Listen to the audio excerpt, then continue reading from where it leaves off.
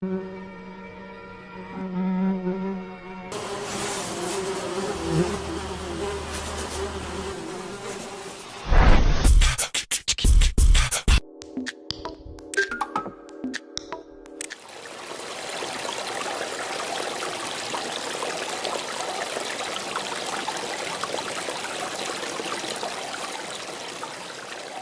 Jean-Luc Bichon, nous sommes à Lalinde. Et qu'est-ce qu'on fait à Lalinde, au lieu-dit La Guilloux, dans le cadre des Rives de l'Art?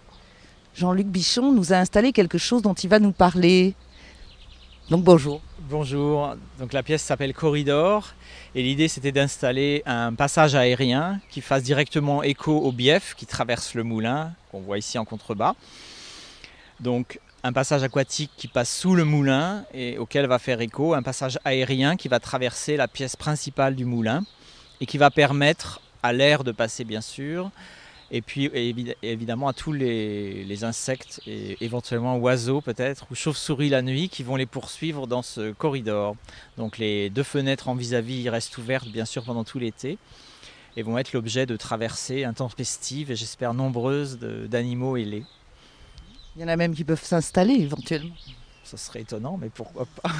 Ah oui, parce que vous êtes une spécialiste de la faune comme ça, ou des insectes, et vous savez que personne ne va venir s'installer, pourtant c'est un peu sombre, ça m'a l'air pas mal. Je travaille assez souvent avec effectivement des éléments vivants dans mon travail, où il y a assez peu de chance, à part peut-être des araignées qui vont profiter du piège éventuellement possible là, pour s'installer cet été. Oui. Le chemin va être, le passage plutôt va être balisé par une double rangée de néons qui vont donc rester allumés nuit et jour et qui vont aussi attirer évidemment potentiellement ces insectes. Et donc du coup il va y avoir une trace de ça, c'est-à-dire qu'il y a quelque chose qui va filmer le passage ou pas du tout? Non, non. Voilà, c'est l'art éphémère et il se passera. Il se passe peut-être pas grand-chose ou alors beaucoup dans l'imagination, c'est le dispositif qui va, je pense, créer les images. Peut-être qu'on entreapercevra un papillon ou un moustique, mais je pense que c'est surtout l'imagination qui va créer ces images. On peut le visiter de nuit aussi, parce que du coup... Oui. Le dispositif est fait pour fonctionner jusqu'à 10h, donc jusqu'à 10h c'est allumé.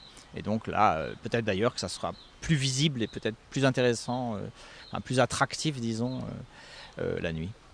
Alors comment vous avez choisi le moulin de La Guilloux? Vous avez visité plusieurs lieux ici?